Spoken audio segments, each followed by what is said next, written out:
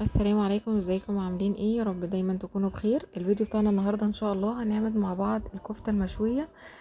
بجد الطريقه دي حلوه جدا وطعمها كمان مش مختلف كتير على اللي انت بتجيبيها من بره. طبعا كفايه النظافه بتاعه البيت. وهنعمل كمان مع بعض سلطه المشويات وهنعمل سلطه الطحينه. وان شاء الله الفيديو يعجبكم وتستفادوا منه. ما تنسوش حبايبي تضغطوا على اللايك وتشتركوا في القناه لو انتوا لسه اول مره بتتفرجوا عليا. بص، اول حاجه معايا نص كيلو من اللحمه المفرومه. تمام. وبعد كده جبت بصلايه عصرت الميه بتاعتها وحطيت بس التفل.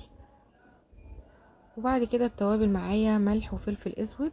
معايا كمان بصل بودر وتوم بودر. ومعايا بهارات لحمه. بس كده حطيت كل حاجه معلقه صغيره. قلبت بقى المكونات دي مع بعض. بعد كده معايا هنا معلقه من الدقيق ضفتها. وهنا كمان ضفت شويه كده من البقدونس الورق بس. فقلبتهم مع بعض كده كويس جدا. قلبي على قد ما تقدري في الكفته.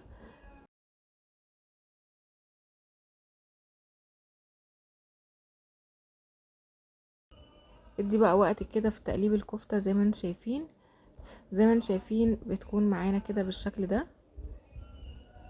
وكده خلاص تكون جاهزت معايا. هبتدي بقى اصبعها. جبت العصايه اللي هي بتاعه الشيش، شيش طاووق دي، وابتديت اصبع بيها.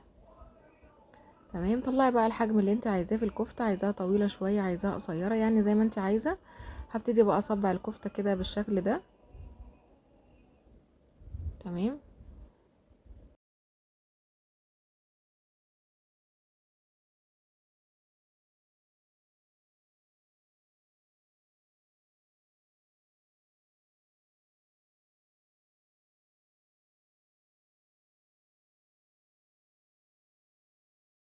وكده خلاص دي اخر حاجه معايا. هبتدي برضه اصبعها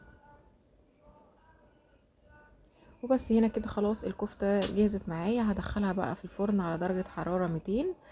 تمام. على الرف اللي في النص بحطها على الشبكة. وهنا هبتدي اجهز معاكم سلطة المشويات. جبت معايا هنا بصلاية وابتديت اقطعها كده شرايح.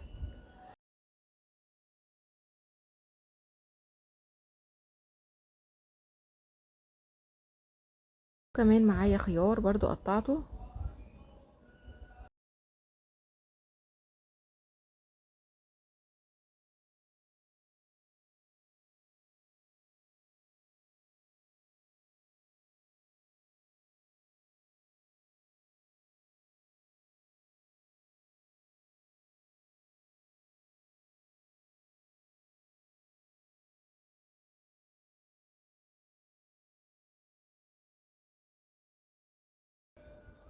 السلطة دي بتكون طعمها حلو جدا في المشويات.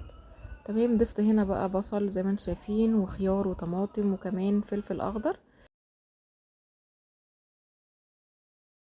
وكمان ملحتها بقى، حطيت ملح وحطيت كمان شوية فلفل اسود.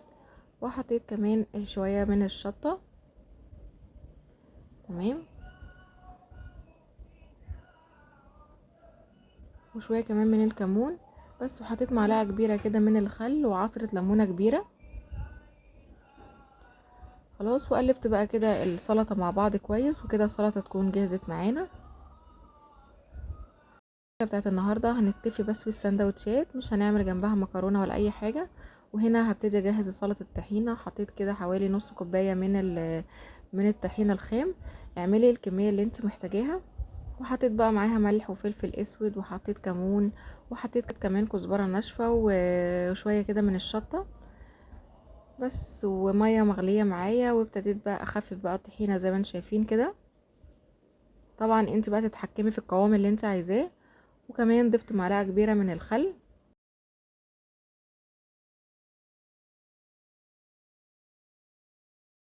حسيتها بقى تقلت معايا شوية فابتديت ازود كده المية المغلية. خلاص كده. وكمان عصرت معاها برضو عصير معلقة كبيرة كده من عصير الليمون. وكده الطحينة تكون جهزت معانا.